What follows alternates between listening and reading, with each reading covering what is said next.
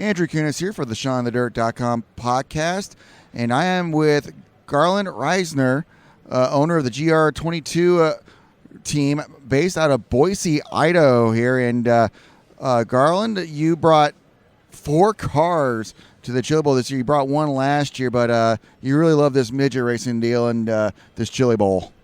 You know, this is a one-of-a-kind event globally, and I'm blessed to have a group of guys behind me to make this thing work.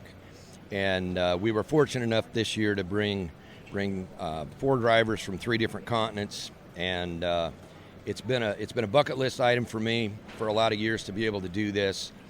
It's a bucket list item for a lot of other guys to get to do it, and it probably the most rewarding part about this is getting to facilitate other guys getting to do their bucket lists, you know. And it's pretty humbling to see what this does for people, how they enjoy it, and it's just very rewarding. A lot of work, but it's very rewarding. You had John Murdie from Australia come up there, and I talked with him yesterday, I believe it was, and it just got to messaging each other through Facebook or such there. And, you know, bringing him up last year, he brought him back for this year's show here, and got 3 more cars here. And for those haven't been able to follow along here, who's driving these other cars and where are they from? Well, we started Monday with John Murdie out of Darwin, Northern Territory. Tuesday is Jack France. He's out of Great Britain, and then Wednesday was Chase Young, who is down here from Iowa. He lives just outside of Des Moines. And then yesterday, AJ Johnson ran, and he's from Oskaloosa, Iowa. And he and Chase are buddies, and that was kind of how the connection got made there.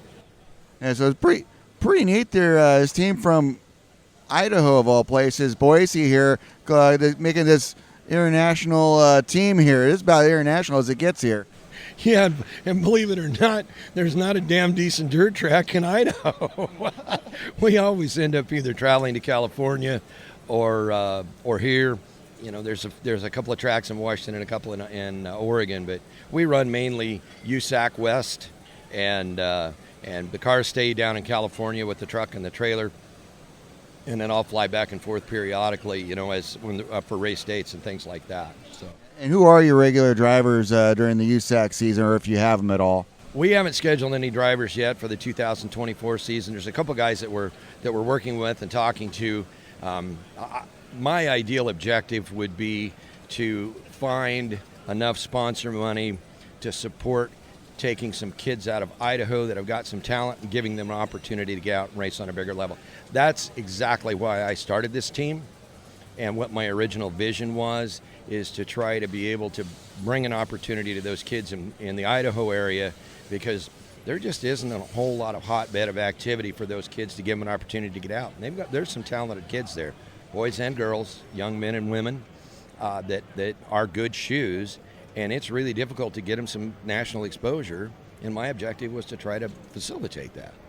Yeah, there's Meridian Speedway, but it's asphalt, and that's really the only sprint car open wheel stuff in Idaho, basically. Here, you got to go find dirt sprint cars out in Montana with ASCS Frontier, who I work with, or you got to go out to Washington, Oregon there, and they don't have full-blown midgets on the dirt there, at least. There, so a little bit of traveling for you there. So it is great to see someone trying to create even if it's just a team here, a presence out of the state of Idaho, at least. Well, that's exactly right. I mean, it's difficult even to shake the cars down.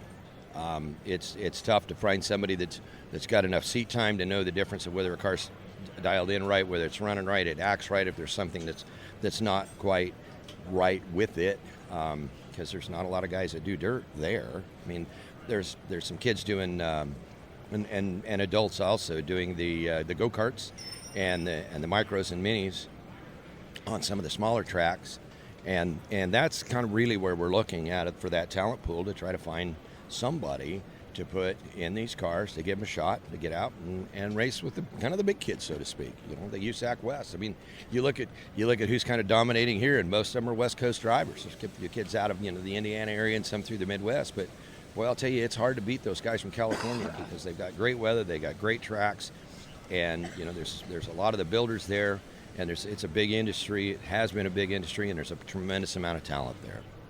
Well, hopefully one of these years we get a dirt track, built down there with a real facility in southern Idaho here, and maybe you could not to travel so far to go racing.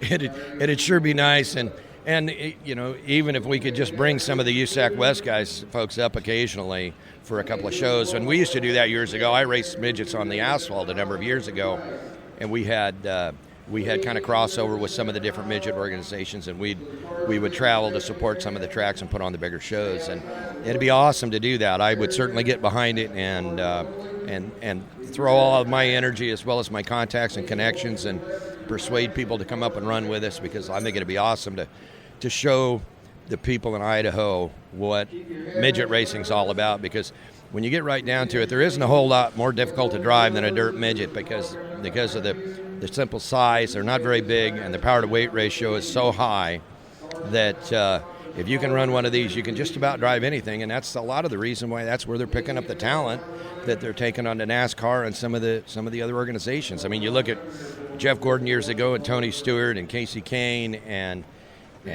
Kyle Larson. Rico spent a lot of time racing midgets, and he's got a great following.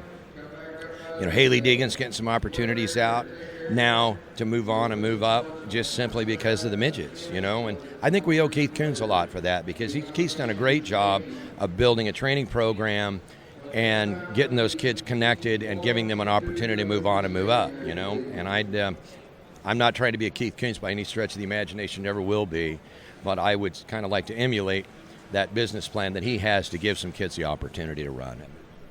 And we appreciate you giving these guys an opportunity to go racing here. And so you've been to a few of these Chili Bowls now. You still feel that the vibe here in this place there, and the butterflies here every year? Oh, a little bit. This has been a really tough week for us. We had 3 Mondays in a row, and it didn't seem like we could do anything right. Man, when I walked in through the doors in here yesterday, I was about as down as I've been in a long, long time. And my team, they do what they do. They stepped up, rallied around, and everybody grabbed on the rope and started pulling, and we had a pretty good day yesterday with AJ. I mean, he's a great influence and a wonderful friend, and we feel like we at least got our feet back underneath us. We've kind of figured out what some of the issues were. I had a couple of fuel pumps that were fresh that had failed, and that's really frustrating. We had a couple of freak brake issues that caused us some grief that you can't foresee that kind of stuff, and it just, when it happens one after the other, it's pretty dang demoralizing. But, we're hoping to kind of finish the rest of the week sort of strong. It left us a little bit deeper in the alphabet soup than we really wanted to be, and certainly deeper than what these drivers deserve, but it's one of those things that happens, and that's kind of racing. But the guys are ready to rock and roll here tomorrow, and we're getting the cars serviced.